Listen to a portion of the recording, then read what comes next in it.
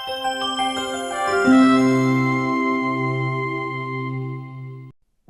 की दुनिया में हमारे आसपास बने स्ट्रक्चर्स जैसे कि bridges, buildings, aircrafts, robots, cars, factories etcetera सबकी प्लानिंग, डिजाइनिंग और कंस्ट्रक्शन इंजीनियर्स द्वारा करी गई है, जिन्होंने प्रिंसिपल ऑफ मैकेनिक्स का इस्तेमाल करके ये सब बनाया है।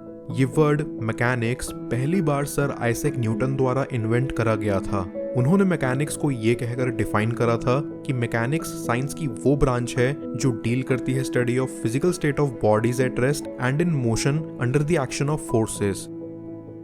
इंजीनियरिंग मैकेनिक्स बेसिकली दो पार्ट्स में डिवाइडेड है, mechanics of solids and mechanics of fluids. Mechanics जो सॉलिड बिहेवियर से डील करते हैं उन्हें हम सॉलिड मैकेनिक्स कहते हैं। सॉलिड मैकेनिक्स के एग्जाम्पल हैं buildings, bridges and cars. Motion and forces की स्टडी फ्लूइड्स के अंदर, जो कि लिक्विड और गैसेस दोनों होती हैं, उसे हम फ्लूइड मैकेनिक्स कहते हैं। फ्लूइड मैकेनिक्स का एग्जाम्पल है एयर कंडीशनर से आ रही हवा और वाटर से बन रही वेव्स। आइडियल फ्लूइड्स जैसे कि पानी का ग्लास, विशियस फ्लूइड जैसे कि मरकरी, इनकम्प्रेसिबल फ्लूइड जैसे कि कोई भी लिक्विड फ्लूइड मैकेनिक्स को आगे और क्लासिफाई करता है।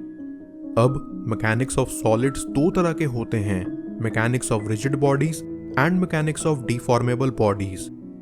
मैकेनिक्स ऑफ रिजिड बॉडीज में हम उन बॉडीज को स्टडी करते हैं जिनका डिफॉर्मेशन फोर्सेस लगाने के बाद भी ना के बराबर होता है या होता ही नहीं है।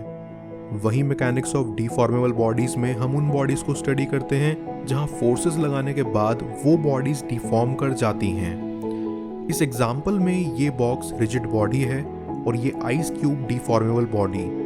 यहाँ mechanics of deformable bodies further divide करा गया है strength of material, theory of elasticity और थ्योरी ऑफ प्लास्टिसिटी में। वही mechanics of rigid bodies further divide करा गया है स्टैटिक्स, जहाँ बॉडी रेस्ट में रहती है, और डायनेमिक्स, जहाँ बॉडी मूविंग स्टेट में रहती है। फॉर एग्जाम्पल, एक बिल्डिंग स्टैटिक स्टेट में रहती है और एक मूविंग कार डायनेमिक स्टेट में। अब डायनेमिक्स भी फर्दर दो पार्ट्स में डिवाइडेड है, काइनेमेटिक्स जहां हम उन फोर्सेस को कंसिडर नहीं करेंगे जो कि मोशन के लिए रिस्पॉन्सिबल है, एंड काइनेटिक्स जहां हम डेफिनेटली उन फोर्सेस को कंसिडर करेंगे जो मोशन के लिए रिस्पॉन्सिबल होगी। कंसिडर करिए कि एक फुटबॉल ग्राउंड पर रोल कर रही है। जब हम सिर्फ इस रोलिंग फुटबॉल को काउंट करते हैं बिना फोर्सेस को अकाउंट में लिए, देन ये होता है काइनेमेटिक्स। लेकिन अगर हम कंसिडर करते हैं एक लड़के को जो कि फुटबॉल को किक कर रहा है, बेसिकली फोर्स अप्लाई कर रहा है और फिर फुटबॉल मोशन में आती है, देन ये होता है काइनेटिक्स। अब नेक्स्ट मैकेनिक्स के फंडामेंटल कॉन्सेप्ट्स में आता है length, time, mass and weight, momentum, force and its characteristics. Length एक कॉन्सेप्ट होता है लीनियर डिस्टेंसेस मेजर करने के लिए। इन शॉर्ट, ये दो पॉइंट्स के बीच का डिस्टेंस होता है, जैसे A to B। Time help करता है इवेंट्स के अकरेंसेस को स्टडी करने के लिए। फॉर एग्जाम्पल, अर्थ की खुद की रोटेशन अपने एक्सिस तक लेती है एक दिन, यानी 24 आवर्स। मास होता है एक बॉडी के अंदर quantity of matter. Mass independent होता है ग्रेविटेशनल फोर्स के और हमेशा बॉडी के लिए सेम ही रहता है। दूसरी तरफ वेट एक फोर्स होती है जिसकी वजह से कोई भी मास कंटेनिंग बॉडी अर्थ के सेंटर में अट्रैक्ट हो जाती है ग्रेविटी की वजह से। इसीलिए वेट हमेशा वर्टिकली डाउनवर्ड्स ही एक्ट करता है। सिंपल भाषा में हम कह सकते हैं weight is equal to mass into gravitational pull. Earth के सरफेस पर ग्रेविटेशनल पुल। कंसिडर करिए एक एस्ट्रोनॉट जिसका मास है 120 kgs। इसका मास अर्थ पर और स्पेस में दोनों जगह सेम ही रहेगा, लेकिन इसका वेट अर्थ पर 120 into 9.81 is equal to 117.2 N होगा ग्रेविटेशनल पुल के कारण, और स्पेस में इसका वेट 0 होगा क्योंकि वहाँ कोई ग्रेविटी नहीं होगी और ये वहाँ बिना वेट और ग्रेविटी के सिर्फ हवा में फ्लोट करेगा। अब मोमेंटम डिफाइन करी जाती है जब हम एक मूविंग बॉडी के मोशन को मेजर करते हैं। Momentum is equal to mass into velocity. Consider करिए दो व्हीकल्स, एक बस और एक गाड़ी जो रोड पर आमने सामने चल रही हैं। अब अगर दोनों कार और बस की सेम वेलोसिटी हुई तो कौन सी व्हीकल पहले रुकेगी? ऑफ कोर्स बस को रोकना ज्यादा मुश्किल है एक कार के कंपैरिजन में। पर क्यों? क्योंकि दोनों की स्पीड तो सेम थी लेकिन मासेस अलग थे, इसीलिए एक बस को रोकने के लिए ज्यादा एफर्ट यहाँ लगा। अब मोमेंटम के बाद फोर्सेस समझते हैं। फोर्सेस बेसिकली 5 टाइप्स की होती हैं: tensile force, compressive force, shear force, bending force and frictional force. Tensile force एक अप्लाइड फोर्स होती है जो कि ऑब्जेक्ट को अपनी डायरेक्शन में खींचती है, पुल करती है। For example, tug of war रस्साकस्सी की गेम में जब दो लोग अपनी बॉडी से रोप को खींच रहे होते हैं तो वहां टेंसाइल फोर्स अप्लाई हो रही होती है। कंप्रेसिव फोर्स एक अप्लाइड फोर्स होती है जो ऑब्जेक्ट को कंप्रेस करती है। फॉर एग्जाम्पल, सस्पेंशन स्प्रिंग्स जो ऑटोमोबाइल्स में यूज करे जाते हैं वो कंप्रेसिव फोर्स के अंडर में आते हैं। शियर फोर्स वो फोर्स होती है जो एक ऑब्जेक्ट को या तो कट करके अलग कर दे या फिर उसे परमानेंटली डिफॉर्म कर दे। शियर फोर्स उस डायरेक्शन में एक्ट करती है जो सरफेस के पैरेलल हो। बेंडिंग फोर्स वो फोर्स होती है जो एक ऑब्जेक्ट को बेंड कर दे उसकी एक साइड पर टेंशन डालने से और दूसरी साइड पर कंप्रेशन अप्लाई होने से।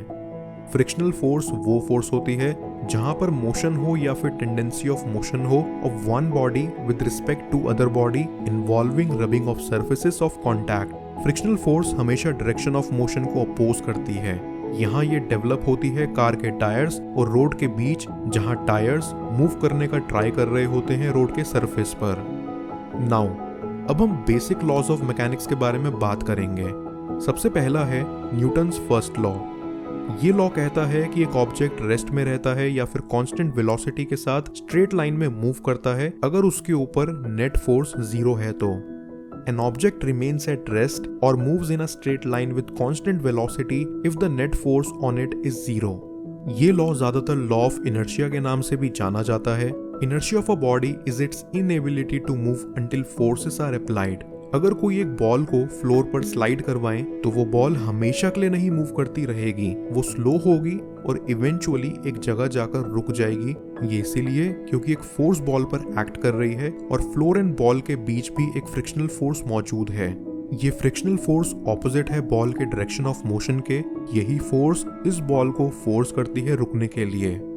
लेट्स से अगर हम फ्रिक्शनल फोर्स 0 कर दें और कंप्लीटली हटा दें देन उस केस में बॉल कभी रुकेगी ही नहीं। लॉ ऑफ मैकेनिक्स में दूसरा लॉ है Newton's second law. Newton's second law of motion कहता है कि बॉडी का rate of change of momentum directly proportional है to the impressed force and it takes place in the direction of the force acting on it.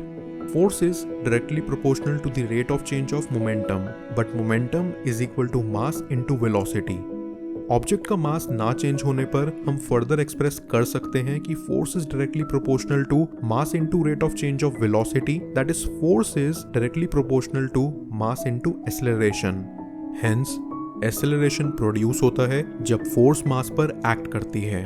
इसे एक example से समझें तो एज्यूम करिए दो लोग ग्रोसरी शॉपिंग कर रहे हैं, एक की कार्ट फुल है और दूसरे की एम्प्टी कार्ट वाले के लिए इजी है अपनी कार्ट को पुश करना और भरी हुई कार्ट वाले को ज्यादा फोर्स लगानी पड़ती है।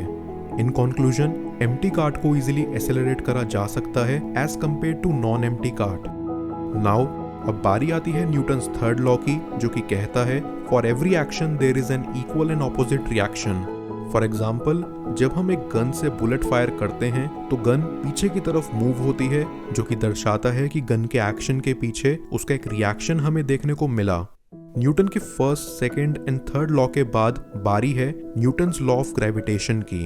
न्यूटन्स लॉ ऑफ ग्रेविटेशन कहता है each and every mass in the universe exerts a mutual attractive gravitation force on every other mass in the universe.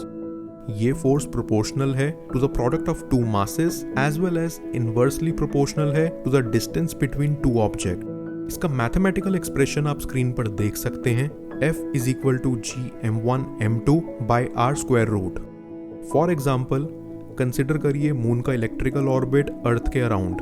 ये Newton's law of gravitation follow कर रहा है क्योंकि दोनों मून और अर्थ कॉन्स्टेंटली एक दूसरे को अट्रैक्ट करने का ट्राई कर रहे हैं वाया ग्रेविटी, बट अपनी ऑर्बिटल वेलोसिटीज की वजह से वो अपने पाथ से डिविएट नहीं होते और उसे फॉलो करते रहते हैं। तो ये था इंजीनियरिंग मैकेनिक्स का पूरा ओवरव्यू। इंजीनियरिंग मैकेनिक्स के बारे में और पढ़ने के लिए आप डिस्क्रिप्शन में हमारी जीके पब्लिकेशंस की बुक और गेटफ्लिक्स के वीडियो कोर्सेज भी चेकआउट कर सकते हैं। इस टॉपिक से रिलेटेड आपके कोई भी सवाल हो तो भी हमसे नीचे कमेंट करके पूछिए, और इसी तरह की और वीडियोस देखने के लिए इस वीडियो को लाइक एंड शेयर और चैनल को सब्सक्राइब जरूर करिए।